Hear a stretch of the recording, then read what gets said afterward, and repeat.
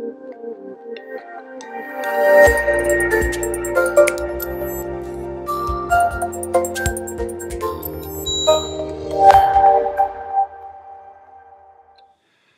everyone, joined by David at Euroa. Let's have a look at our runners this coming weekend, kicking off at the Valley tomorrow night in the opening event over 1200 metres. We've got Gidar for Damien Oliver. She's drawn very well, she's got blinkers on and it looks like she's improved between runs. She just missed at Sandown last start. Race 2 over the 2040, we've got Dane Hustler for Fred Kersley. It'll probably be a bit short for her. She's a marathon mare, getting ready for the jumping racing. Look for her just working through the line, I think. In race 3 over the 1200 metres for 3-year-olds, second up from a spell, Bowerman, Regan Bayless Gate 2. Yes, he raced a bit fresh. His track work's improved. Should get a lovely run. I think he'd be a strong each-way chance.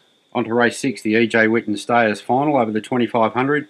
Raindrops on roses for Jamie Carr in Gate 1. I think Jamie will give her a fantastic run. She's very fit and her track work this week's been excellent. Race 7, the Sprint Series final over the 1200. We've got Highland Beat for Jamie Carr, Gate 10. Yes, he's drawn a bit awkwardly, but ran very well first up, and track work's been excellent. Final event on the card tomorrow night over the 1200 metres. We've got the Consigliere for Regan Bayless in Gate 8.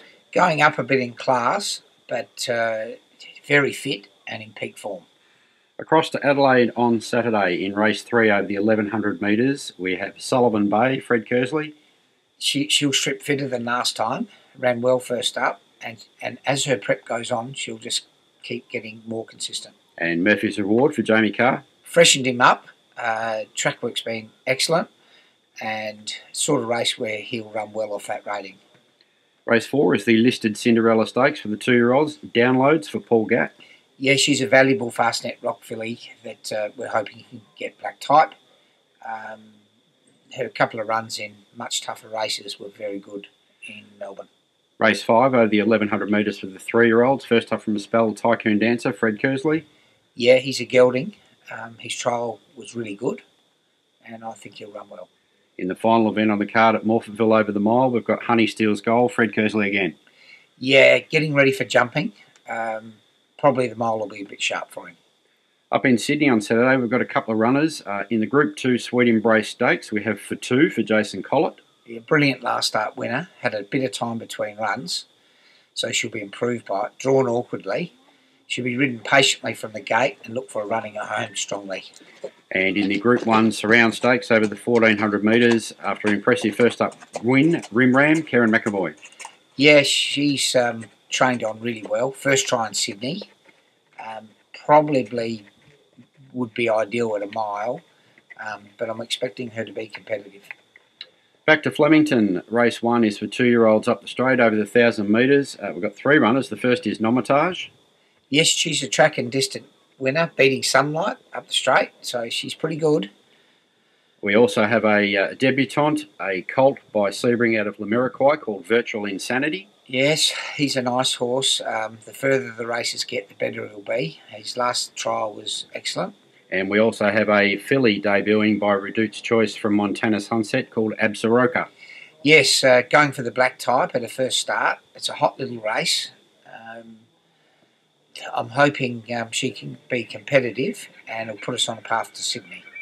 Race 2 over the 2600 metres. Third up from a break, Fanatic for Mick Walker.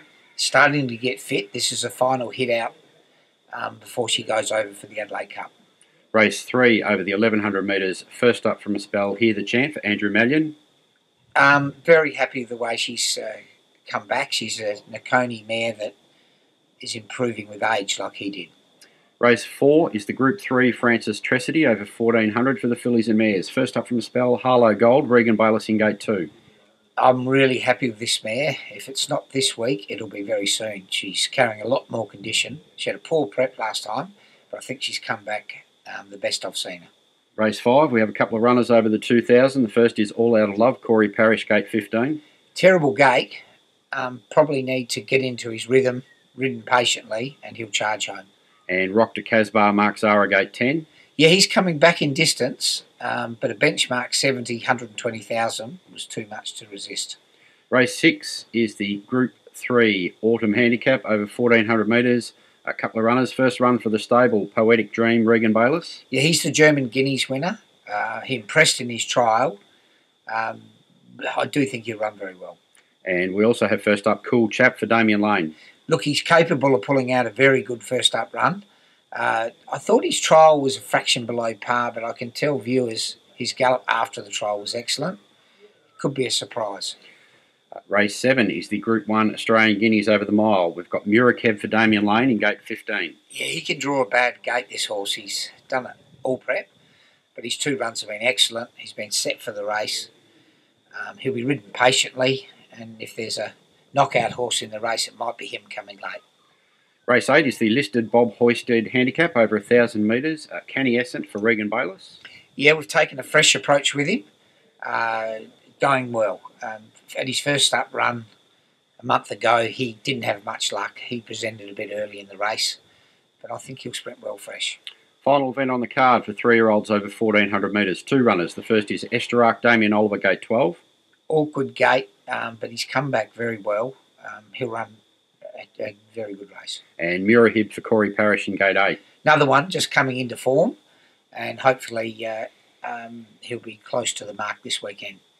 Got a couple of seconds last week, Dave. Can we go better this week? I'm going to tip a couple of first up horses. Hear the Chat and Poetic Dream. Thanks, David.